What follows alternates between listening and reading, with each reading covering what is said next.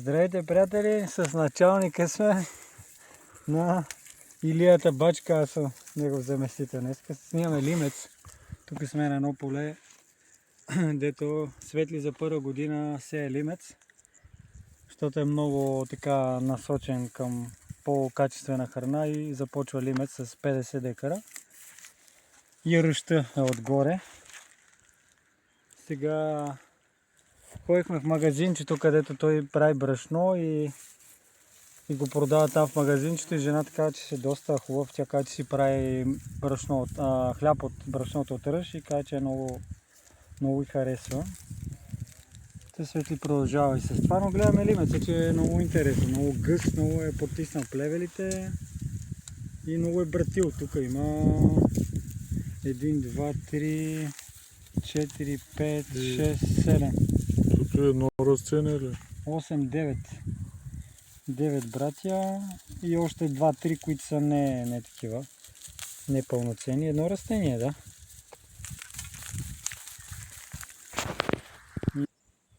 Приятели, купувайте си семена на покривни култури, сейте ги. Виждате колко добре задушила плевелите ръща. Той лимец е известен, че задушава много добре плевелите, но ръща при нея пък абсолютно никакви плевели няма. При лимеца тук-там са останали, т.е.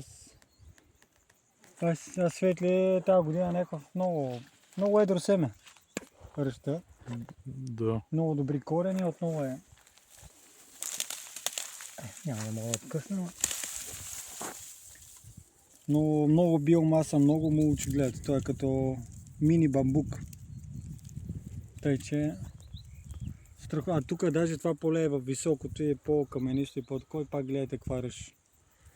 Тоест тя ръща и на бедни полета, тя пак си прави. А тук на ръща нищо не си слагал. Направо Био всичко. Не си слагал никакъв азот, нищо. Нищо. Абсолютно. Нито на лимеца, нито на Само ръща. на сена и това. И си. Да. Преди ситвата си пръскал само един път и това. Да.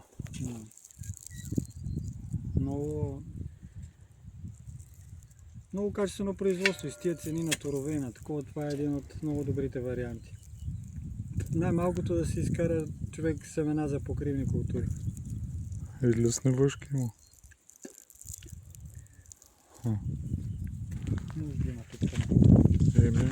Тъй, че повече покривни култури и повече компости. Сега ще ходим да снимаме и компоста с червеите, който е, как да кажа, златното нещо, което Светли му се опитва да му изчисти начина на ползване, така че да не запушва, така че как да го вкара, колко да вкара, така че да му е лесно за работа, защото да не трябва да го зарежда по много пъти, за един ден да го зареди един път или два пъти максимум. И един човек да може да сее, примерно пролетниците и да е сам, да няма нужда от друг човек.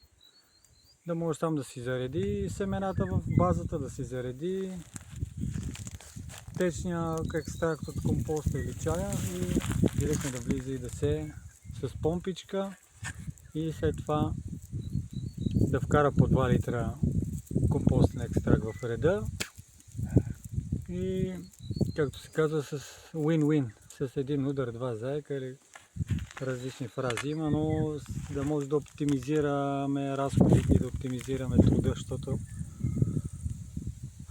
и труда е много скъп вече и времето не стига и хиляди задачи, искаш да стане качествено и един от най-добрите варианти е просто да стане много оптимизирано, за кратко време много работа да се свърши и това да мога да си наториш по време на сеитба е просто перфектният вариант. Евентуално по време на вегетацията пожелавам на Светли той да си вземе дрон един ден и да влиза лисна с екстракти и микроелементи по 2 пъти, по 3 пъти без да тъпче полетата и вече нещата ще заспят.